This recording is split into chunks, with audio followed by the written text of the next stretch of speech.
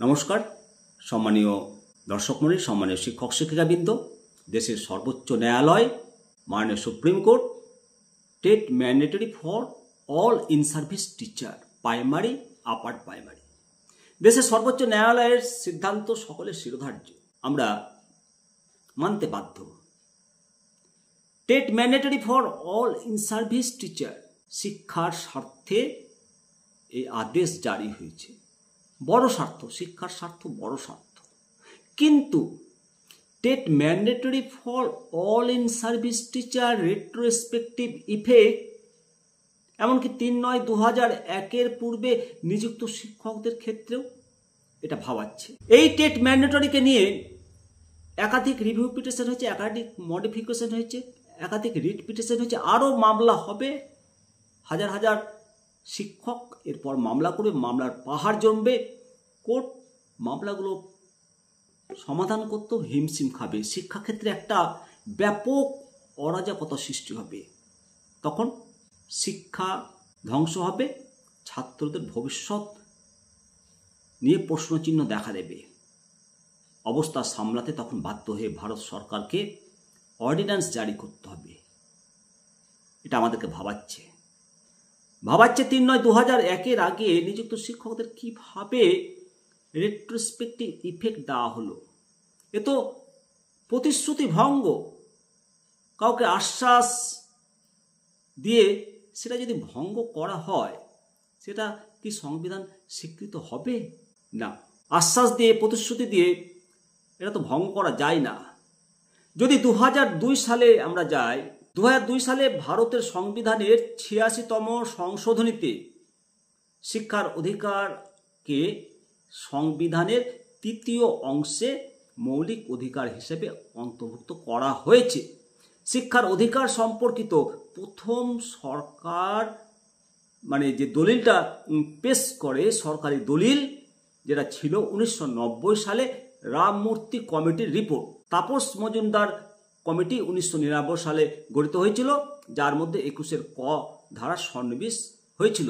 শিক্ষার অধিকার আইন প্রত্যেকটা শিশুর মানসম্মত প্রাথমিক শিক্ষার অধিকার লাভের অধিকারকে নিশ্চিত করে। তাহলে ভাবুন তো, যে আইনের প্রাথমিক জন্ম সংবিধানের ৮৬তম সংশোধনীতে ২০০২ সালে, আর তার পূর্বে নিযুক্ত শিক্ষক ৩-৯-২০০১ পূর্বে নিযুক্ত শিক্ষকদের ক্ষেত্রে রেট্রোস্পেক্টিভ ইফেক্ট দিয়ে দেওয়া হলো। এটা তো ভাবাচ্ছে। এটা কি করে হয়?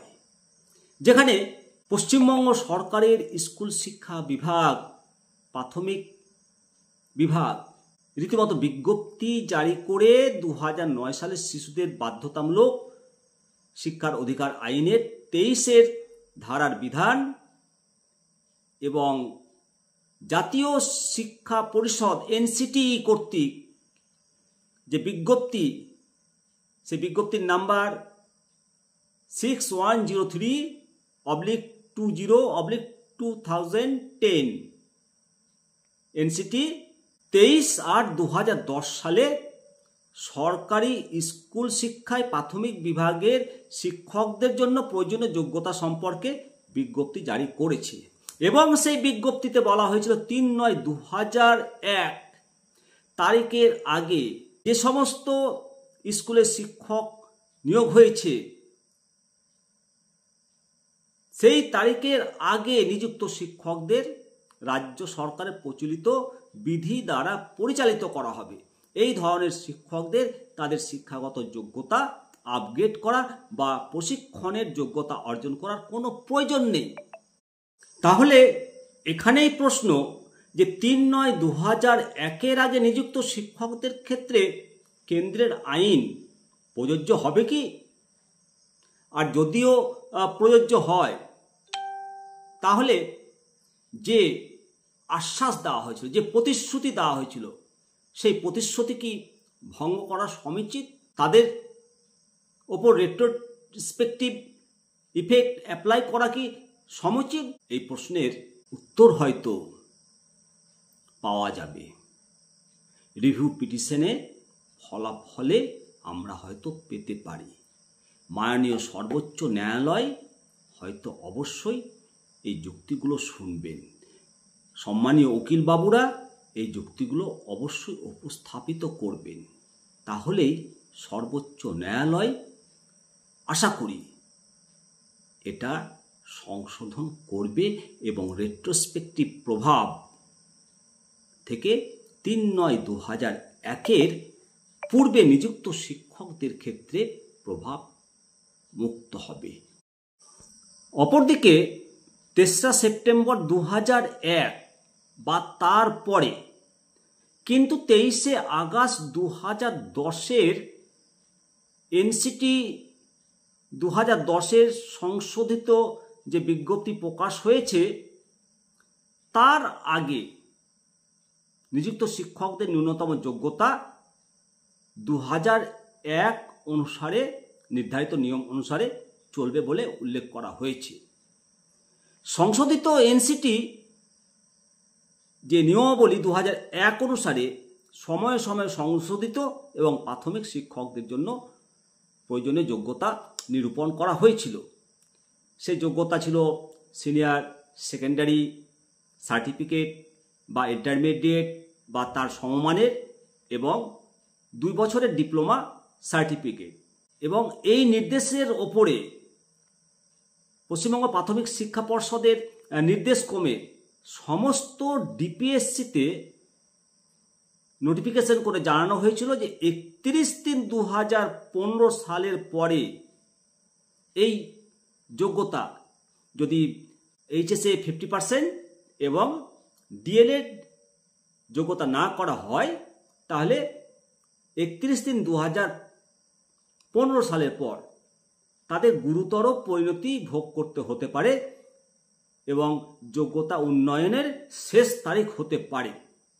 তো এখানেই প্রশ্ন যে টেট ম্যান্ডেটরি করা হলো, তাহলে মূল যে পয়েন্ট ৩রা সেপ্টেম্বর ২০০১ আগে নিযুক্ত শিক্ষকদের ন্যূনতম যোগ্যতা টেট দেওয়ার প্রয়োজন নেই। অপরদিকে ৩রা সেপ্টেম্বর ২০০১ থেকে ২৩ আগস্ট ২০১০ মধ্যে নিযুক্ত শিক্ষকদের ২০০১ সালের নিয়ম অনুযায়ী বিবেচনা করা হবে এবং তাদেরও টেট দেওয়ার প্রয়োজন নেই। অন্যদিকে ২৩ আগস্ট ২০১০ পর থেকে নিযুক্ত শিক্ষকদের টেট বাধ্যতামূলক করা হবে, এমনটাই তো আমরা জানি, এমনটাই তো বারে বারে নোটিফিকেশন করে এনসিটি রাজ্য সরকার জানিয়েছে, তারা প্রতিশ্রুতি দিয়েছে। কোনো দরকার নেই টেট দেওয়ার, বিজ্ঞাপন দিয়েছে। তারপরেও সংবিধান সংশোধন করে রেট্রোস্পেক্টিভ ইফেক্ট এটা কি দেওয়া যায়? এটা কি প্রতিশ্রুতি ভঙ্গ নয়? ৩-৯-২০০১ আগে নিযুক্ত শিক্ষকরা তৎকালীন রাজ্য সরকারের বিধিবদ্ধ নিয়ম অনুসারে পরিচালিত হবে, এ কথা বলার পরেও রেট্রোস্পেক্টিভ ইফেক্ট এতদিন পর চাপিয়ে দেওয়া হলো। হ্যাঁ, যদি রাজ্য সরকার নোটিফিকেশন করে জানাতো যে টেট করতে হবে তাহলে শিক্ষকরা অবশ্যই করত। তাই যেটা সমীচীন নয়, যেটা ন্যায় বিচার নয় মনে করি, সেই ন্যায় বিচার আমরা পাবো এটাও মনে করি।